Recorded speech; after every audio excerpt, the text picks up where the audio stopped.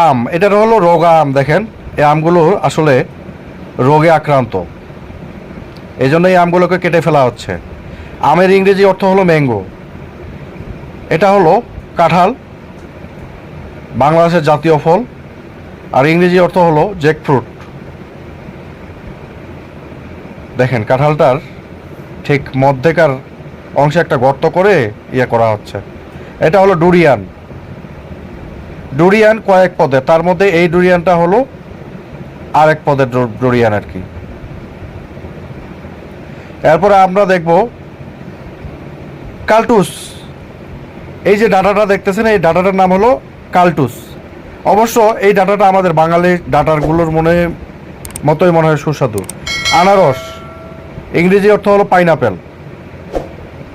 Garden fresh প্যাকেটজাতকরণ। দেখেন, সবাই ভালো থাকবেন, সুস্থ থাকবেন, ভিডিওটা শেয়ার করে দিবেন।